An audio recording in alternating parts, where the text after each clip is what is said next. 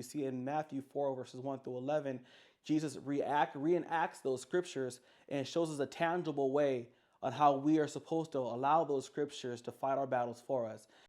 Welcome to Hugo International Network, where Jesus Christ is the source of all our spiritual, mental, and physical needs. Thank you for joining us. To God's endless love, every subject, every direction, it all leads back to the source connection. For hope, for faith, for God's correction. Subscribe today to the source connection.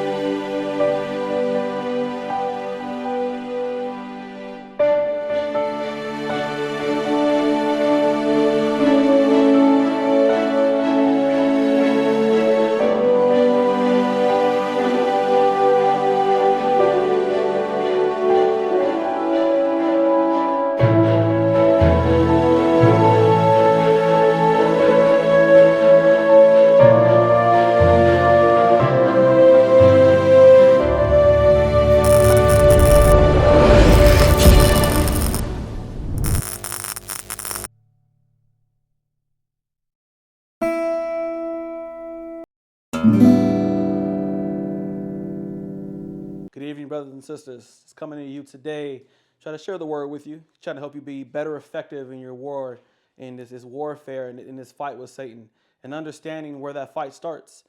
Just the word of God tells us Romans 12, 1 and 2, that be not conformed to this world, but be transformed by the renewing of your mind. 2 Corinthians 10, 4 through 5 tells us the weapons of our warfare are not carnal, but mighty through God.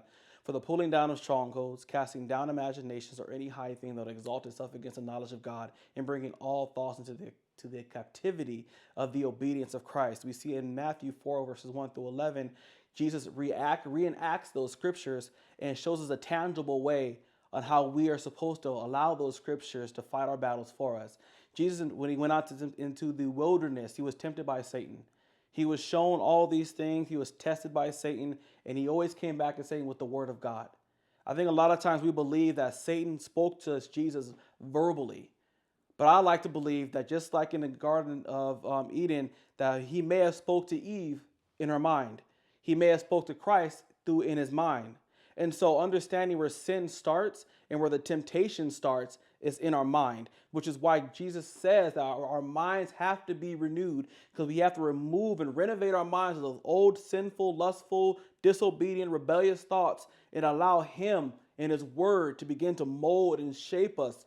When we begin to allow the word to penetrate our heart and to memorize scripture and to meditate on scripture, we'll be better effective in our battle against sin. Understanding, one, that you've been free from sin. He says, he who the Son sets free is free indeed. He said, where the Spirit of the Lord is, there is liberty. So where the Spirit of the Lord is, which is living inside of you through the gift of the Holy Spirit, meaning Christ is there living with you, you are walking in liberty. You are walking in freedom. You are walking in freedom from what? Freedom from sin, free from being in your old ways. What scripture would help me a lot in my walk with Christ and me being intentional about not sinning, not saying I'm free from sin, I don't sin, but would help me be more tactical with 2 Corinthians 10, 4 through 5.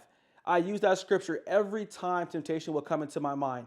Why? Because I understand that Satan begins up here. When you're dealing with lust, when you're dealing with lying, when you're dealing with rejection, it all starts up here. He puts a thought here. Well, hey, look at this girl. Hey, look at they said this. Hey, look at they did that.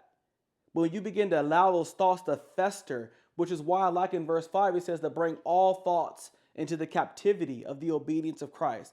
Think about a zoo. Those animals are in captivity. They're all in different sections in their own little area. Now imagine if there was no gates, there was no captivity, and they were doing whatever they want to do. They would destroy the zoo. Though there would be death and there would be murder and all these things would be going wrong. There would be no order. There would be chaos everywhere. The same thing happens into our mind. When we allow those tempting thoughts to run free in our minds, that's where strongholds come. Because we begin to believe this lie. We begin to believe these things the enemy is putting into our minds. But we have to bring those thoughts into the captivity of the obedience of Christ. How do we do that? With the word of God. Well, hey, let's go do this, go do that. You know what's wrong, and you feel it because the Holy Spirit is convicting you. You got to come back with the word of God. Well, he said, well, you're not good enough. Oh, you're depressed because you want to put yourself. You should kill yourself. Well, no, the Word of God says that I'm more than a conqueror. The Word of God says that He'll give me a peace that's beyond understanding. We have to fight the enemy with the Word of God. That's our sword. But another part of the armor of God that I love is the shield of faith. Because just like in battle, when you may not know the word, sometimes it is your faith that can defeat those blows that are coming at you until you can get into that word. Your faith in Christ, knowing that He's going to show up. Your faith in Christ, knowing that He said that He will not put more in you than what you can bear, and that through temptation, He will make a way of escape. That way of escape is through the Word of God.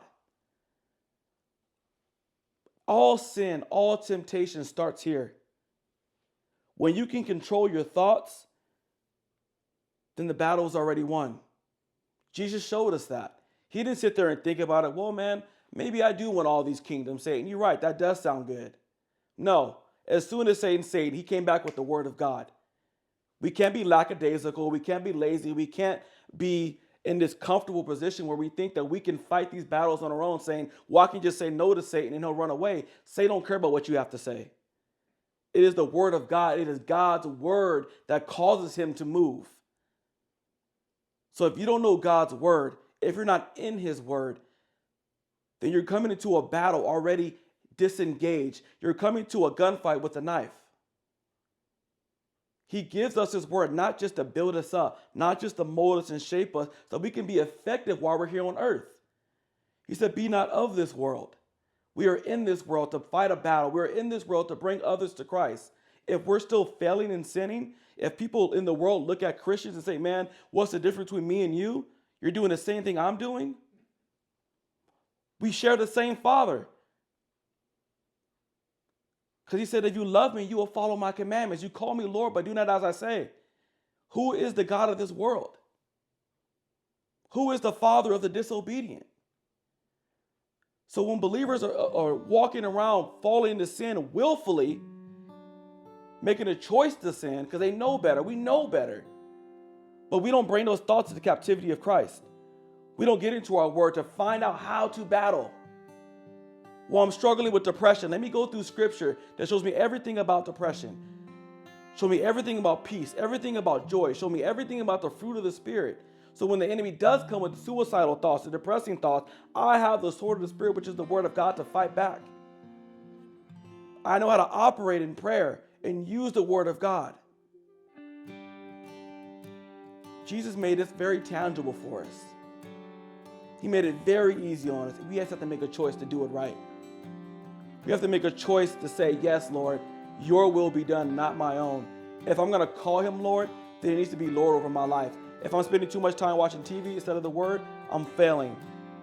But I'm spending too much time on TikTok, YouTube, Facebook, instead of the word of God and praying, I'm failing.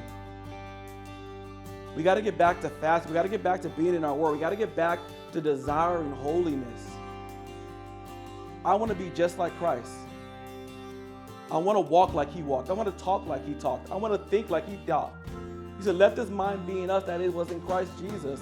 What mind is that? A mind that brings thoughts into the captivity of the obedience of Christ. We don't understand the devil has to obey. He doesn't have full authority over us. Look at the book of Job. He had to go to God before he could do anything to Job. But we put Satan on this pedestal thinking that we don't have authority, we don't have power. But in Luke, he tells us He's given us all authority over all the power of the enemy. Where is that power coming from? The Holy Spirit. Where is that authority coming from? The name of Jesus. And what do we use to exercise that authority? The sword of the Spirit, which is the word of God. I've never seen a cop come up to anybody without his weapon on him. I've never seen a cop arrest anybody without doing it with the authority that was given to him by the city or the state. Know that we've been sent. Know that we've been called. Know that you have authority, dominion, and power here on earth. If you don't know that, if you're not in your word today, you should know. 2 Corinthians 4, 5 through 10, 4 through 5. Memorize it. Anytime a temptation comes, pray that scripture. And I promise you, those thoughts will go away. I know because I've done it. Like I said earlier, I struggle with lust. And God showed me the root of that. I allowed thoughts to come in and let them fester. I didn't bring them in captivity. I let them run wild. And they begin to build up strongholds. They begin to bring up these vain imaginations. But as I begin to see the enemy and I be ignorant of his devices, I use the word of God to shut him down. And he had to flee. And he said, draw nigh to me and I'll draw nigh to you. Resist the devil. We can't be a friend of the world and be a friend of God. Matthew tells us that you are for me or you're against me. Either you gather with me or you scatter with abroad. Renewing of our mind is what begins the sanctification process. It's not easy. It's not happening overnight. But if we become intentional about our faith, if we become intentional about studying the Word of God, seeking His face, memorizing Scripture, meditating not just saying it over and over in your mind, but getting to utter it to yourself. Think about it day and night. Why? Because you need that weapon in order to fulfill God's plan for you. The enemy is coming at you day and night. He doesn't care what you're going through, what's happening, but you have authority over his power. And we have to be able to assert that authority through the Word of God. Trust in the Word, trust in Christ, not in yourself. He is the one that's already given you victory. When he died and rose again, walk in that victory, walk in his word, walk in obedience. And I promise you, your life will change.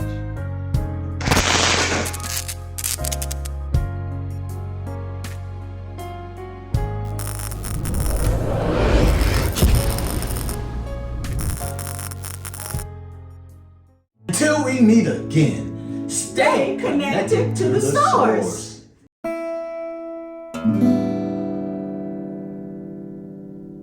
Welcome to the Source Connection, where Jesus Christ is the source of all your spiritual and physical and mental needs. Well, today I want to present to you a book. Yes, my book. Yes, I'm an author. And yes, my amazing wife is the co-author of Victorious Change. Yes, my wife Valerie helped me to write this book. My story became our story. 35 years of drug addiction, sleeping on the streets, sleeping behind dumpsters, and today we are happily married. It's been 8 years, and this book of Victorious Change talks about the victories in our life, talks about how we surrendered to God, and today the blessings of the Lord has chased us down and overtaken us. I tell you, and I'm going to tell you, and I'm going to keep telling you, you have to have this book, Victorious Change. It will change your life.